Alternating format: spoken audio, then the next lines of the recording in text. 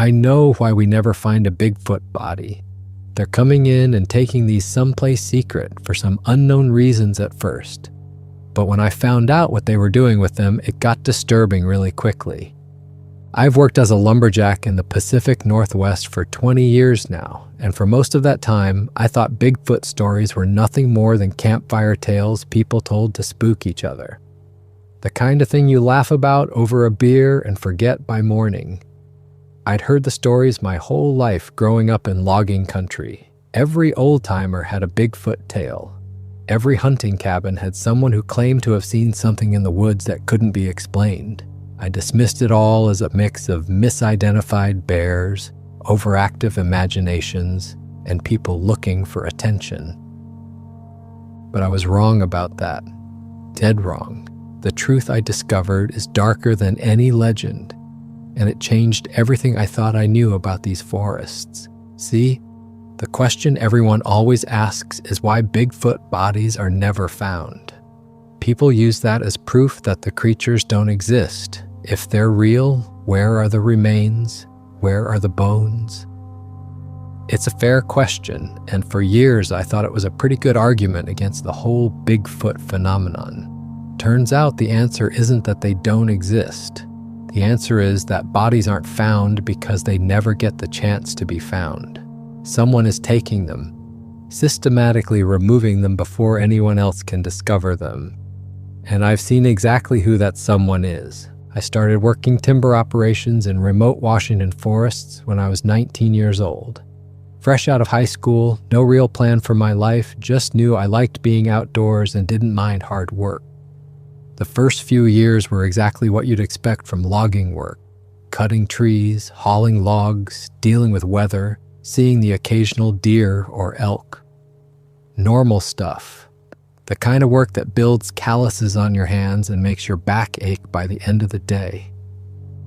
I thought I knew these woods pretty well after those first couple years. Turns out I didn't know anything at all. Around my third year out there, I started noticing something strange. Unmarked white vans would occasionally be parked on the access roads deep in the forest, miles from any campground or trailhead. At first I figured they were probably Forest Service or maybe survey crews, but something about it didn't sit right. These vans never had any logos, no government plates, nothing to identify who they belonged to. And the men who came out of them looked wrong for the setting. They wore plain civilian clothes, jeans, flannel shirts, work boots, but they moved with this military precision that you don't see in regular hikers or hunters. Everything about their movements was coordinated, efficient, purposeful. What really caught my attention was the equipment they carried. Heavy-duty stuff that made no sense for people who were supposedly just out in the woods. Industrial chains, the kind you'd use to haul massive loads. Heavy rope, way thicker than climbing rope. Large tarps that could cover something the size of a small car. And guns, but not hunting rifles. These look like tranquilizer guns, the kind you'd use on large animals. I remember the first time I saw one of these guys carrying that equipment, I stopped my truck and just watched for a minute, trying to figure out what the hell they were doing out there. They never acknowledged me, never waved or nodded like normal people do when they pass each other in the woods. Just continued their work like I wasn't even there. The strangest sight came one afternoon when I was heading back down a logging road toward the highway. I rounded a bend and saw 4 men struggling with a wheeled cart. 2 were pushing from behind and 2 were pulling from the front, all of them straining like they were moving something incredibly heavy. The cart had a massive tarp stretched over it, covering whatever they were transporting. I slowed my truck to get a better look, and I could see the wheels were sinking into the dirt from the weight. Whatever was under that tarp had to be massive. The men looked up when they heard my engine, and for a second we all just stared at each other. Then they went right back to pushing their load, dismissing me completely. I drove past slowly, trying to see more, but the tarp was secured tight. The whole thing stuck with me for days afterward. Over the next few years, sightings of these men became more frequent. I'd spot them maybe 3 or 4 times per season, always following the same pattern. White vans, plain clothes, heavy equipment. I started paying closer attention to when they appeared, and that's when I noticed something interesting. They always showed up within days after locals reported strange sounds or sightings. A hunter would come into town talking about hearing something huge moving through the brush at night, making sounds that didn't match any known animal. Or hikers would mention seeing something massive and bipedal disappearing into the tree line. And like clockwork, within a few days, those white vans would appear in the area. One time, I found a spot deep in the forest where the ground was completely torn up. Trees had been damaged, bark stripped off in long gouges that started about 6 feet up the trunk. The earth was churned like something heavy had thrashed around. And there were footprints, massive footprints, leading away from the area and disappearing into dense undergrowth. Each print was easily twice the size of my boot, with clear toe impressions that looked almost human but not quite. The stride length between prints was enormous, longer than any human could manage. I stood there taking it all in, my heart pounding, because I knew what I was looking at, even if I didn't want to admit it. 2 days later, I went back to that same spot to take some pictures. But when I got there, everything had changed. The footprints were gone. The disturbed earth had been smoothed over. Even some of the damaged trees looked like they'd been worked on. The gouges filled with something or covered up. The whole area looked almost normal again, like nothing had ever happened. But I could see the signs if you knew what to look for. Heavy drag marks led from where the original disturbance had been, straight to a forest road about 100 yards away. And in the soft dirt of that road, I found tire tracks from a large vehicle, something heavy enough to make deep impressions even in the harder packed surface. Around my 7th year working these woods, Bigfoot stories started circulating more frequently in the local towns. I'd hear them at the diner where I got breakfast or at the hardware store when I stopped for supplies. Hunters were reporting massive bipedal creatures, watching them from ridgelines. Hikers kept finding enormous footprints on remote trails. At night, strange howls would echo through the valleys, sounds that didn't match bears or wolves or any other animal people knew. Some folks laughed it off as usual, but others took it seriously. There were enough reports that it couldn't all be hoaxes or mistaken identity. That's when everything started clicking into place for me. Every single reported sighting or strange occurrence was followed by those mysterious men appearing in the area, every single time. It wasn't a coincidence. These men weren't hunting Bigfoot in the traditional sense. They were cleaning up after encounters. They were making sure no evidence got left behind. No bodies, no clear tracks, nothing that could prove these creatures existed. The implications of that realization hit me like a truck. Someone was running an operation to keep Bigfoot secret, and they'd been doing it for who knows how long.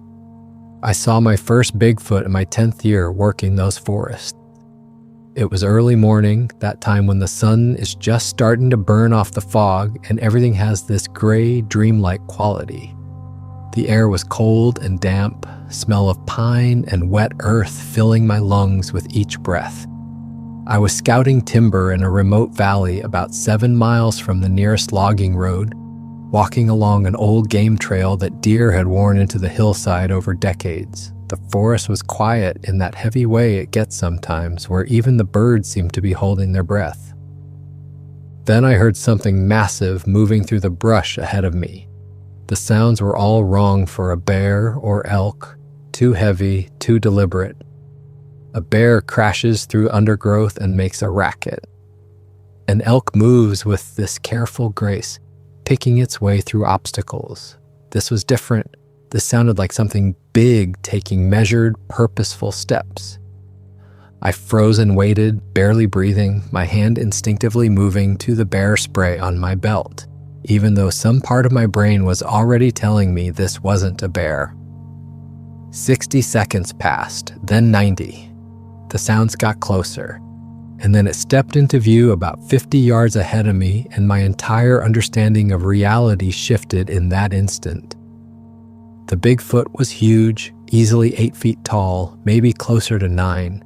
It was covered in dark brown fur that was matted and thick, darker around the face and shoulders, lighter on the chest.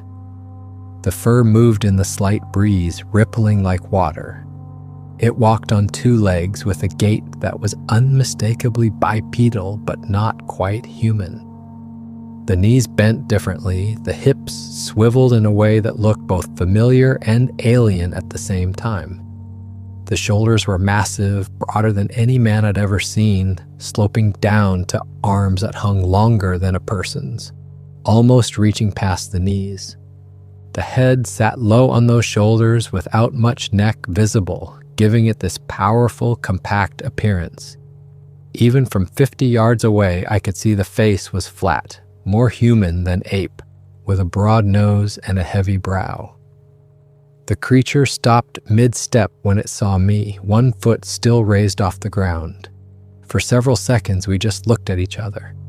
Time seemed to stretch and warp. I couldn't move, couldn't think, could barely process what I was seeing. My heart hammered so hard I could hear it in my ears, feel it pounding against my ribs like it was trying to escape my chest. The Bigfoot's eyes locked onto mine, and I'll never forget what I saw there. Not the blank stare of an animal, but something that looked back with awareness, with thought, with what I can only describe as consciousness. It studied me the same way I was studying it, trying to figure out what I was, whether I was a threat. The moment lasted maybe 15 seconds, but felt like hours. Then the Bigfoot made this low rumbling sound, almost like a growl, but deeper, resonating through my chest even at that distance. It put its raised foot down, turned with surprising grace for something so large, and disappeared into the dense forest. The brush swallowed it completely, and within 3 seconds I couldn't see any trace it had been there at all. No snapping branches, no rustling leaves, just gone. I spent the rest of that day in a daze trying to process what had happened. Part of me wanted to believe I'd seen a bear standing up, or maybe my eyes had played tricks on me in the fog. But I knew what I'd seen. That was no bear. That was exactly what people had been describing for decades. A Bigfoot. A real, living, breathing Bigfoot. And if they were real, then everything I'd been noticing about those mysterious men took on a whole new significance. After that sighting, I became obsessed with understanding what was happening. I started keeping a journal, writing down every time I saw the mysterious men and where. I mapped out their patterns on a topographic map I kept in my truck, marking locations with different colored pins. Certain valleys came up again and again, certain ridges, always remote areas, always far from main roads where regular people rarely went. The men worked in teams of 4 to 6, always the same coordinated movements, always with that heavy equipment. I started following them when I could, parking my truck far away and hiking in on foot to watch from a distance.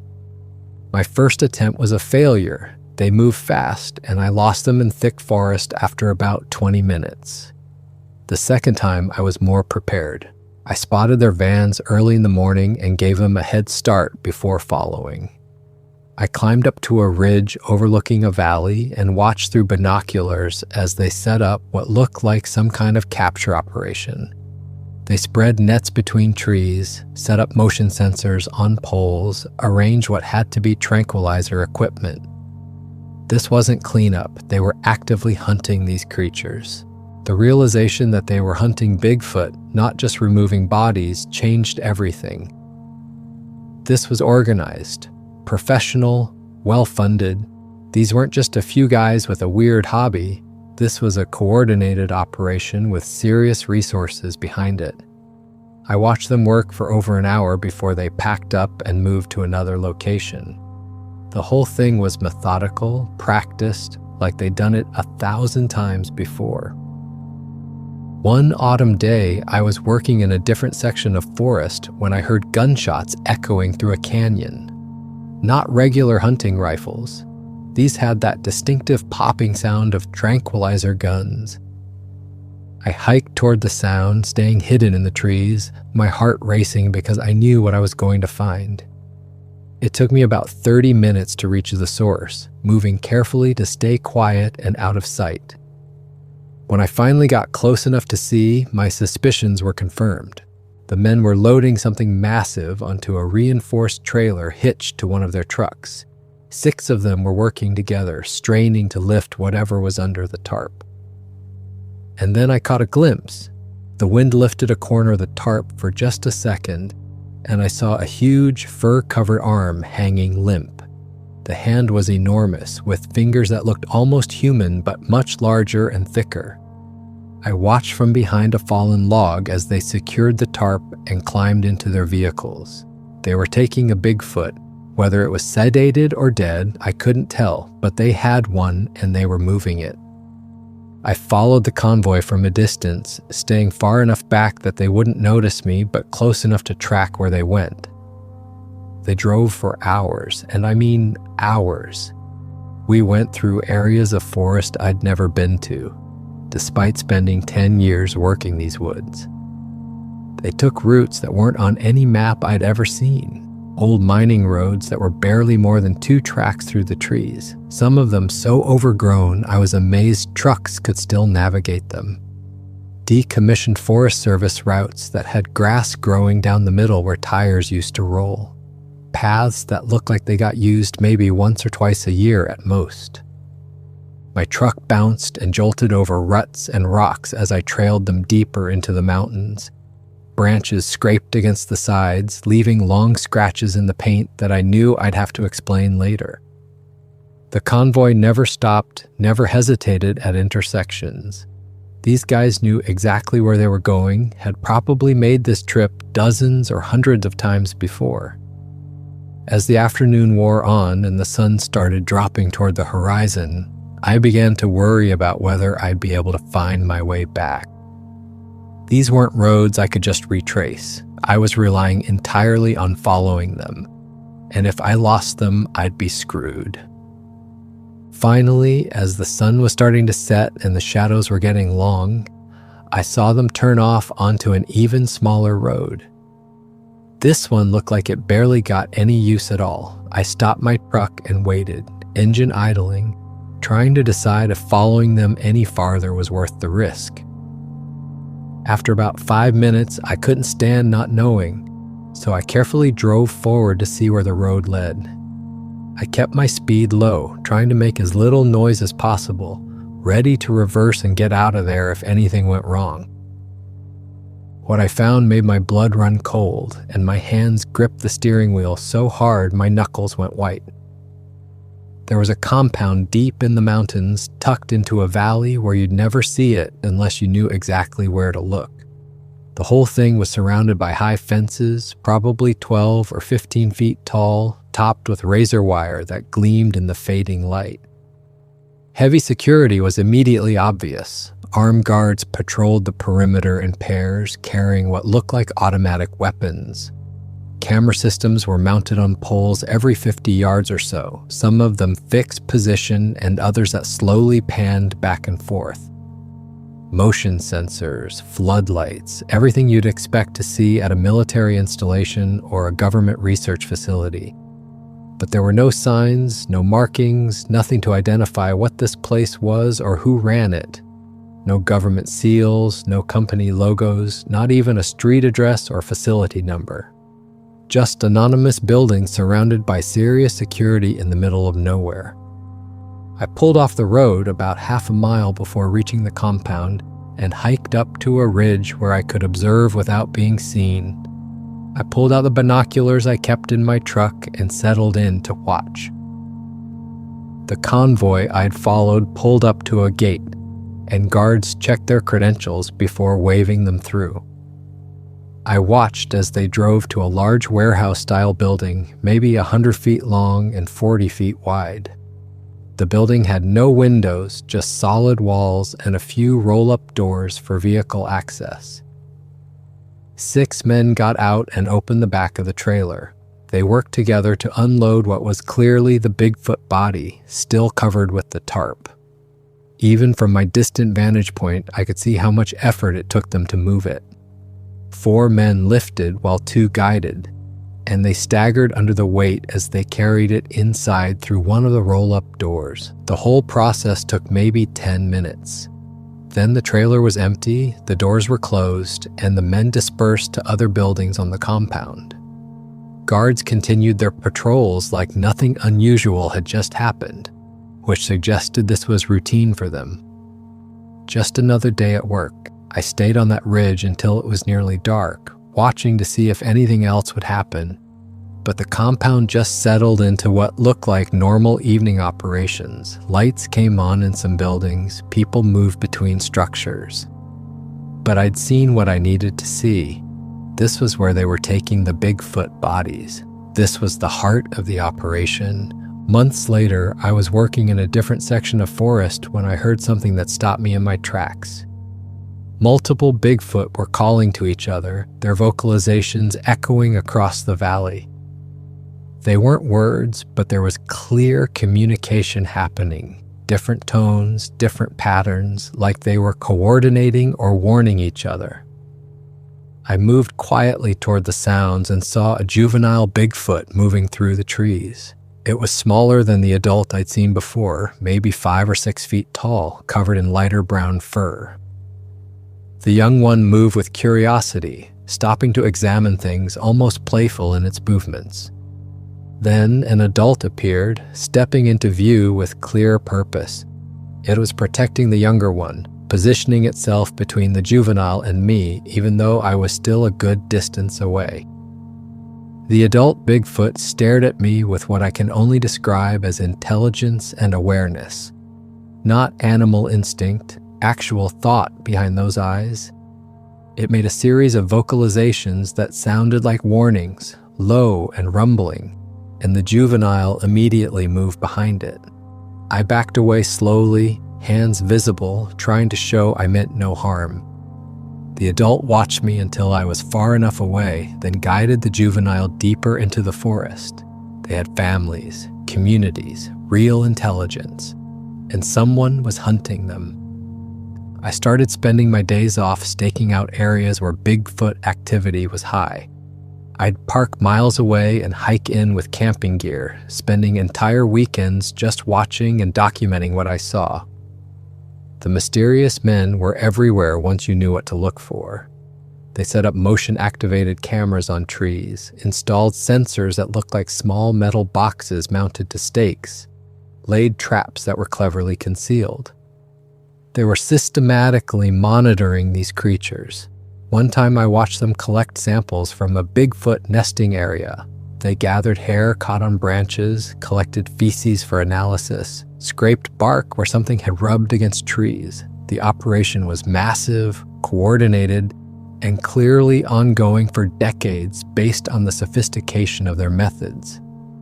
The more I explored remote areas, the more evidence I found that I wasn't the first person to notice what was happening. In one particularly isolated valley, I found an old campsite that looked like it had been abandoned years ago. Inside a rotting backpack, I discovered journals and notes left behind. Other loggers, hunters, and locals had documented the same mysterious men, the same patterns. Some of the notes were disturbing. They suggested that people who asked too many questions disappeared or were run out of the area. One note, written in shaky handwriting, simply said, "If you're reading this, get out while you can. They're always watching." I found warnings carved into trees throughout the region. Stay away, they're watching, turn back. Some of the carvings looked recent, others had been there long enough that bark was growing over them. It painted a picture of a long-running operation and a long history of people stumbling onto the truth and either being silenced or scared off. I photographed every carving, every note, everything I could find.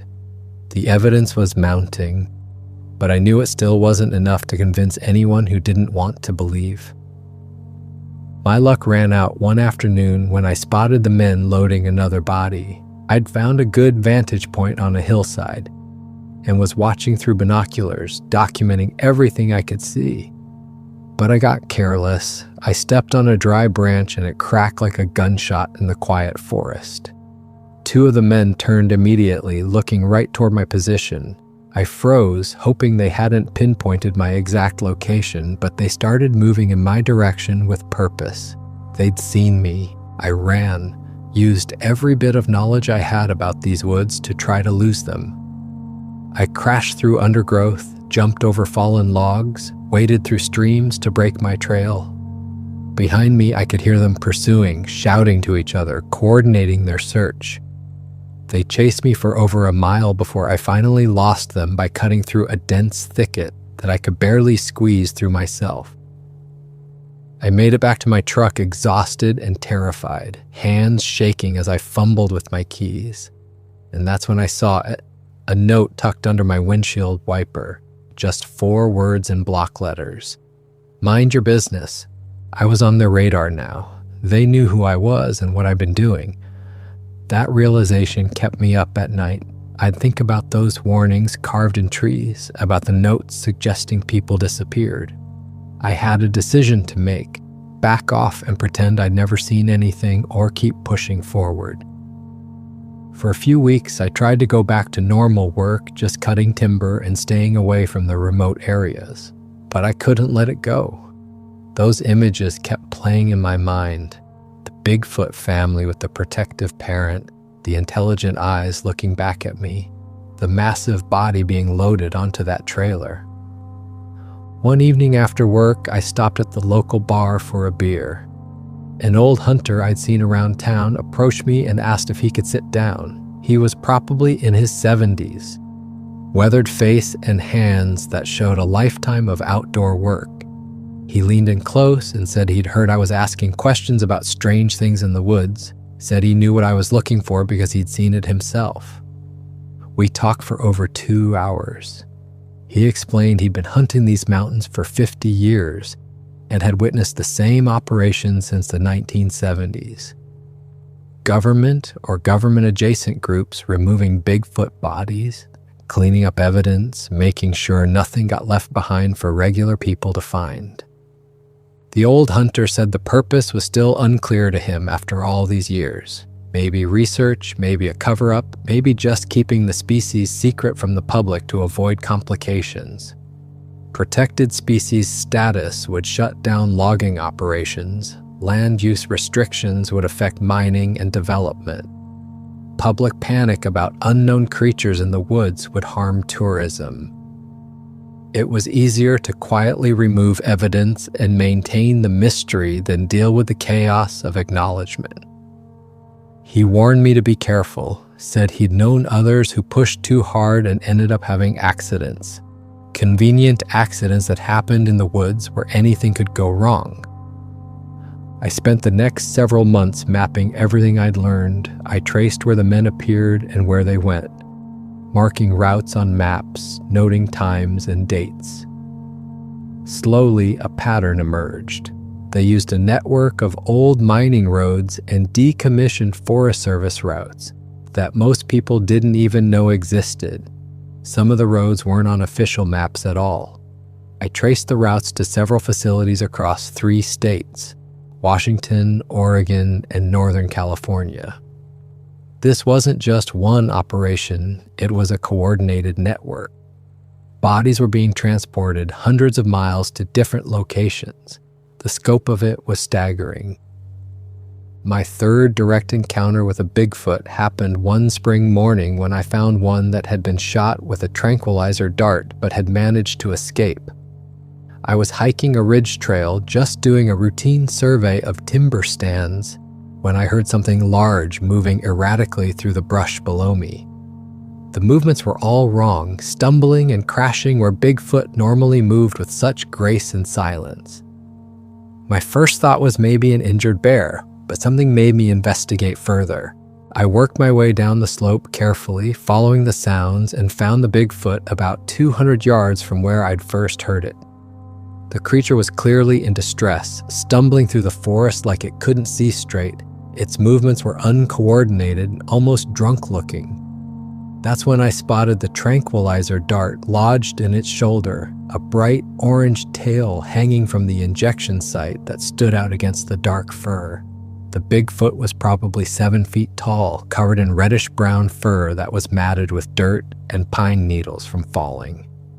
It looked young, maybe an adolescent rather than a full adult.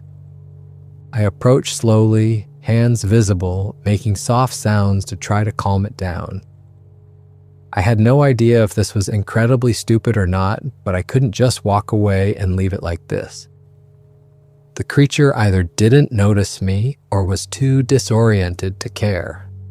It stumbled toward a stream I could hear running nearby, probably drawn by the sound of water. By the time it reached the stream bank, it was barely able to stay upright. I watched it collapse near the water, breathing heavy and irregular, chest heaving with the effort.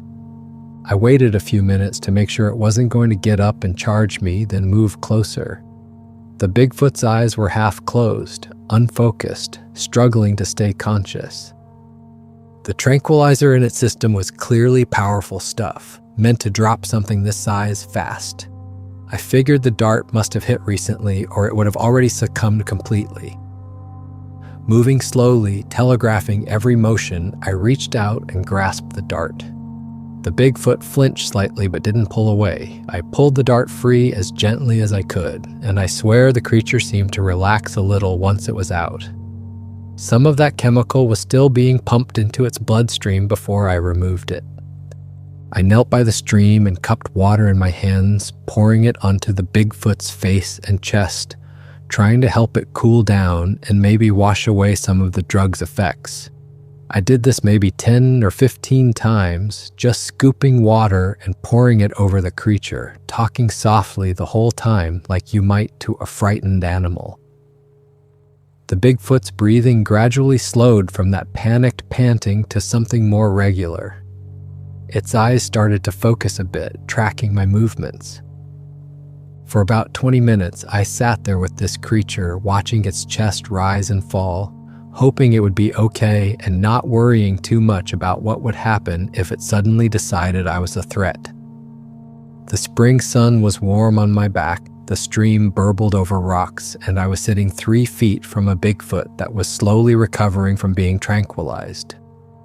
The absurdity of the situation wasn't lost on me, but it also felt strangely peaceful. Like this was exactly where I was supposed to be, doing exactly what I was supposed to be doing. Finally, it stirred more purposefully. The Bigfoot opened its eyes fully and looked directly at me with what I absolutely swear was gratitude. No aggression, no fear, just this profound moment of connection between two completely different beings. The creature's eyes were brown, almost amber in the sunlight, with a depth to them that went way beyond simple animal awareness. It held my gaze for maybe 5 seconds, and I felt like entire conversations were happening in that look. "Thank you. I understand what you did. You're not like the others." Then slowly, testing its limbs, the Bigfoot got to its feet. It was unsteady at first, swaying a bit, but after a few seconds it found its balance. It looked at me one more time, made a soft huffing sound that might have been acknowledgement or farewell, then limped away into dense cover. I watched it disappear, moving with increasing confidence as the drugs continued to wear off. Within 30 seconds, I couldn't see it anymore despite its size, just the slight movement of branches marking its passage. That encounter changed me fundamentally. I wasn't just a curious observer anymore. I wanted to protect these creatures from whatever was being done to them. They were more than just unknown animals. They were beings deserving of a compassion and safety. As time went on, I noticed the operations becoming more aggressive. Helicopters started appearing over remote valleys, flying low and slow in grid patterns like they were searching for something.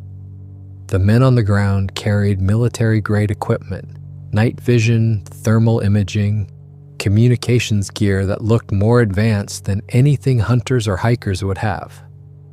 They were combing through areas where Bigfoot families were known to be, and they were doing it with increased frequency and urgency. It felt like they were ramping up for something big, possibly trying to capture multiple specimens at once. One day, I stumbled upon a clearing where a Bigfoot had clearly been killed. The evidence was unmistakable and disturbing. Blood stained the ground in a large pool that had soaked into the dirt.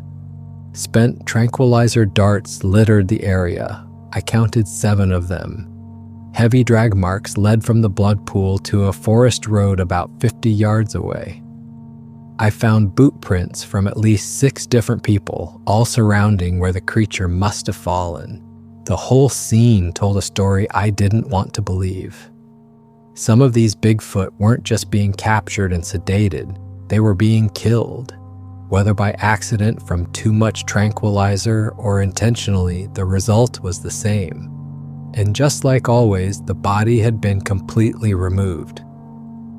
I started carrying a camera everywhere, documenting everything I could. I photographed the men loading equipment, their vehicles with license plates visible, their uniforms and gear. I got photos of them loading what appeared to be a body onto a trailer, though the tarp prevented a clear view of what was underneath.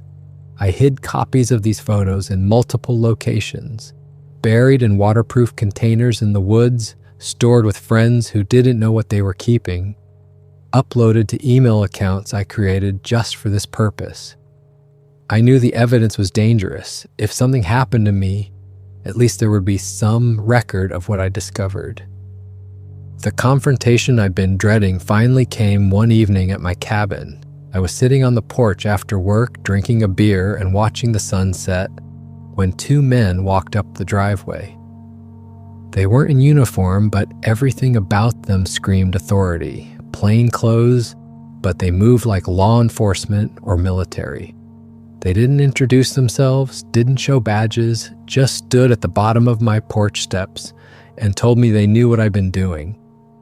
They said I was interfering with important work, suggested I should focus on cutting timber and forget what I'd seen. The threat wasn't explicit, but it was crystal clear in their tone and body language: stop or face consequences. After they left, I sat there for hours trying to decide what to do. I could walk away, go back to normal life, pretend none of this ever happened. I'd probably be safe. But every time I considered that option, I'd think about the Bigfoot I'd helped, the family I'd seen with the protective parent, the intelligence in their eyes. These weren't just animals, they were beings with thoughts and feelings and social structures, and they were being systematically hunted and removed from existence. How could I just let that continue without anyone knowing? Through careful observation over the following months, I estimated they were removing 10 to 15 Bigfoot per year from just this region alone. I started extrapolating based on the network of facilities I discovered. If this was happening in Washington, it was probably happening in Oregon, California, Idaho, Montana, anywhere Bigfoot had been reported. Potentially hundreds of Bigfoot were being captured or killed annually across the country. This explained everything. The reason bodies were never found, the reason evidence always disappeared, the reason sightings were dismissed and ridiculed. There was a systematic removal operation in place, and it had been running for decades.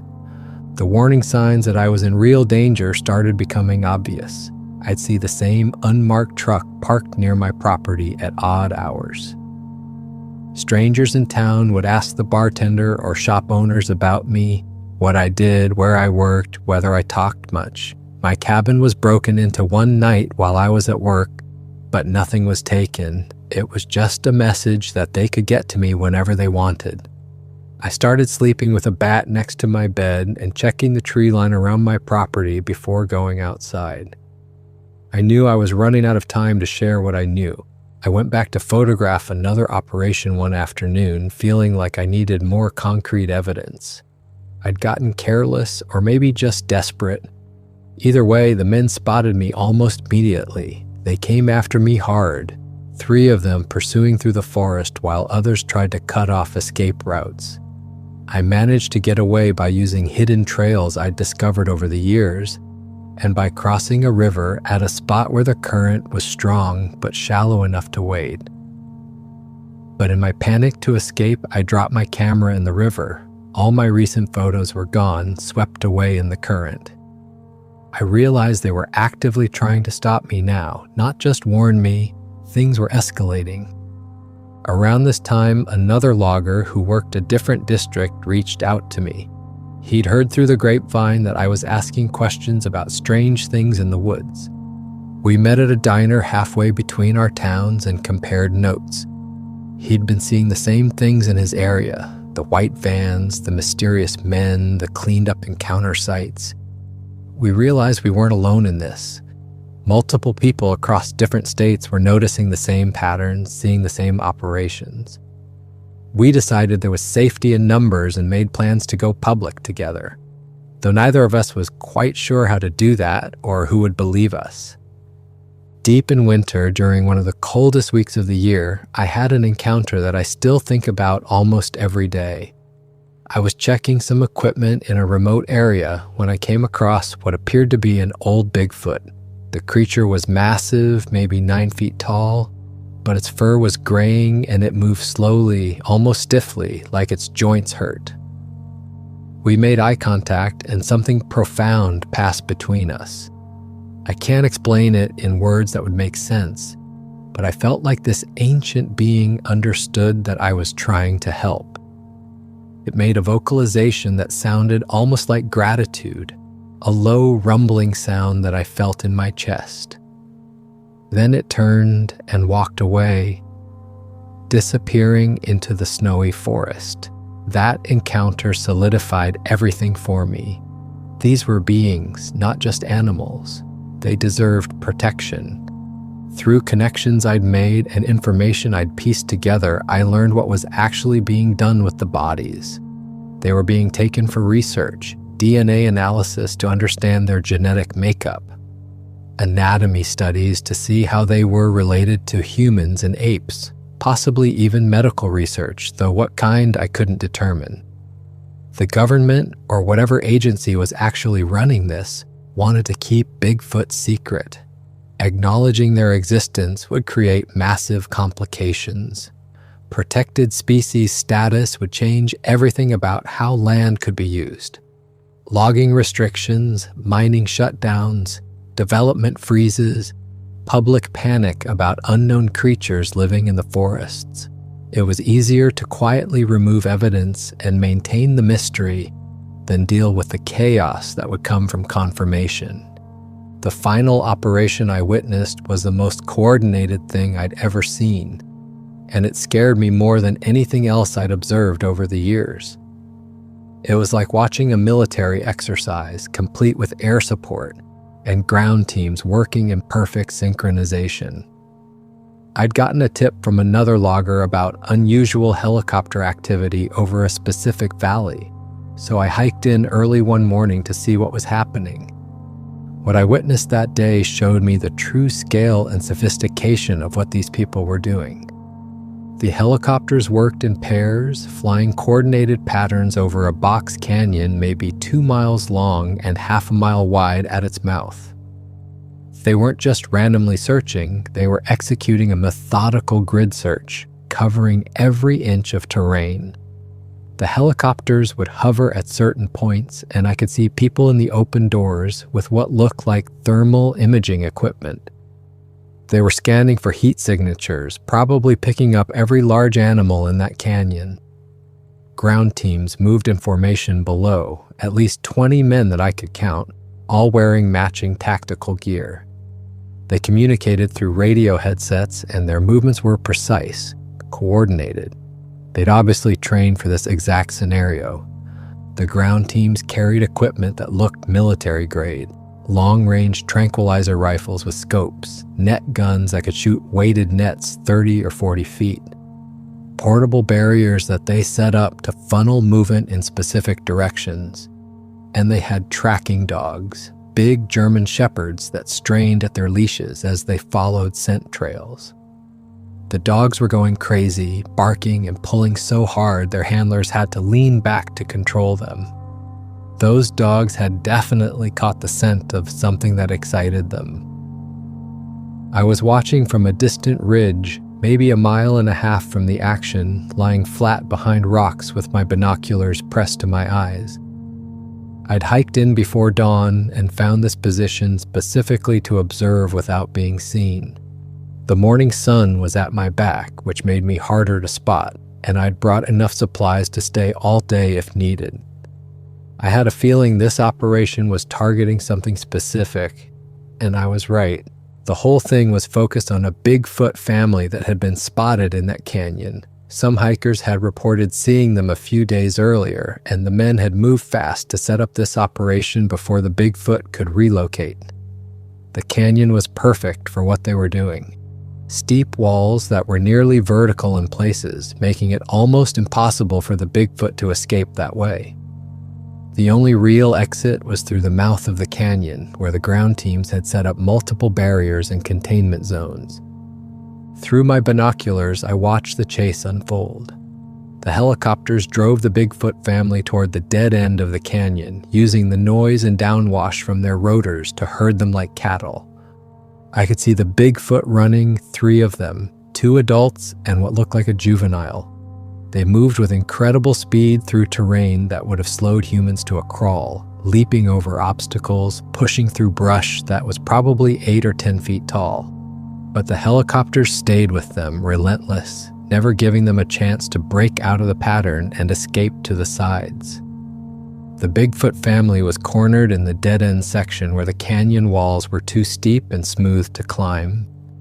I could see them trying, the adult Bigfoot actually attempting to scale a rock face that was nearly vertical, but it couldn't find purchase. They were trapped. The helicopters backed off a bit, maintaining position, but giving the ground teams room to move in. I heard the distinctive pop, pop, pop of tranquilizer guns echoing off the canyon walls. The sounds overlapping as multiple guns fired in sequence. Through my binoculars, I could see the adult Bigfoot trying to protect the juvenile, positioning itself between the young one and the men advancing toward them.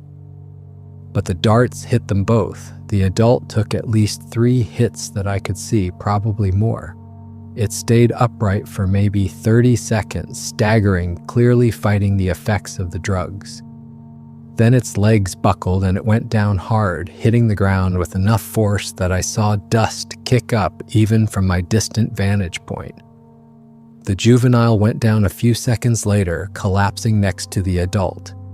The men moved in quickly once the Bigfoot were down. They loaded the juvenile into a reinforced cage on the back of a modified truck. The cage had steel bars thick enough to hold something much larger and stronger than any bear. It took 6 men to lift the sedated juvenile, even though it was smaller than the adults. The adults were left there, presumably to wake up later and wonder where their young one had gone. The whole capture, from cornering them to loading the juvenile, took maybe 20 minutes. The efficiency was chilling. These people had done this hundreds of times before, and they had it down to a science. Every movement was practiced, every roll was clear, every piece of equipment was exactly what was needed for the job.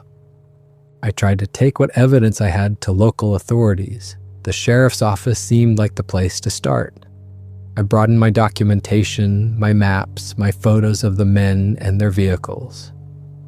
The deputy who took my report listened politely for about 5 minutes before his expression changed from interest to barely concealed amusement. He thanked me for coming in and said they'd look into it, but I could tell from his tone I was being dismissed. I tried the state police next, then called some federal agencies. Same result every time. Either they laughed me off or politely suggested I'd been spending too much time alone in the woods. I realized local law enforcement was either complicit in the cover-up or too scared to act. My evidence was circumstantial, photos of men and trucks, but no clear shots of Bigfoot bodies. Nothing that would convince someone who didn't want to believe. The cost of pursuing this truth became steeper than I'd imagined. I lost my job after my employer was encouraged to let me go. They didn't say it directly, but I could read between the lines. Someone had made it clear that keeping me employed was going to cause problems. Friends stopped associating with me. People I'd known for years would suddenly be too busy to grab a beer or would find excuses to end conversations quickly. I became known around town as the crazy Bigfoot guy, the one who'd spent too much time in the woods and lost his grip on reality. But I knew what I'd seen was real. I knew those creatures existed and were being hunted. I still live in the area, still watch the forests. The operations continue like nothing ever happened. I see the white vans on the access roads, the men with their heavy equipment, the cleaned-up encounter sites. I know Bigfoot are still out there because I catch glimpses sometimes, a shadow moving through trees, massive footprints on a trail after fresh snow, those distinctive calls echoing through valleys at night. And I know they're still being hunted, still being removed, still being kept secret from the world. I document what I can and share information with the few people who believe me, but it never feels like enough. The biggest mystery about Bigfoot isn't whether they exist. I can tell you with absolute certainty they do. I've seen them with my own eyes multiple times in ways that leave no room for doubt. The real mystery is where the bodies go. Why, despite hundreds of reported sightings and encounters, has a Bigfoot body never been found? No remains discovered by hikers, no bones found by hunters, no bodies recovered by authorities. People always ask that question like it disproves the existence of these creatures. But I know the answer, and it's darker than most people want to believe. Bodies aren't found because they're being systematically removed.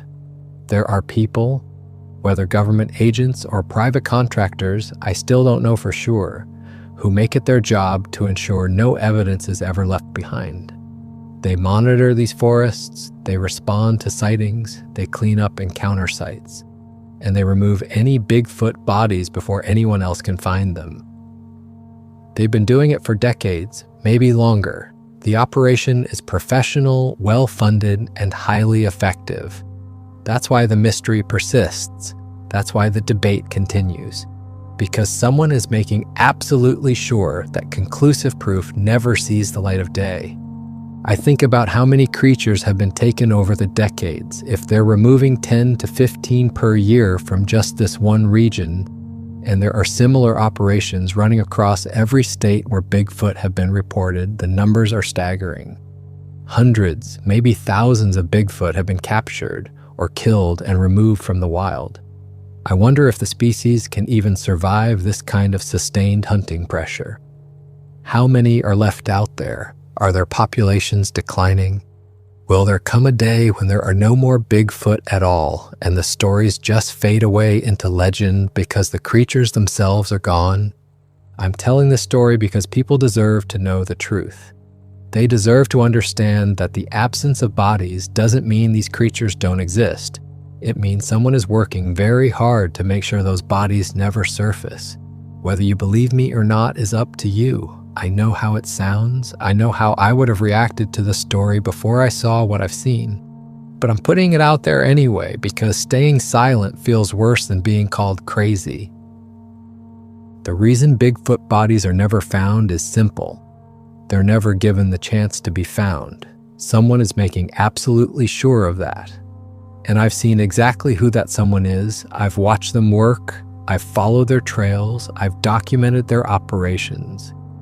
The evidence is being systematically erased, and it has been for longer than most of us have been alive.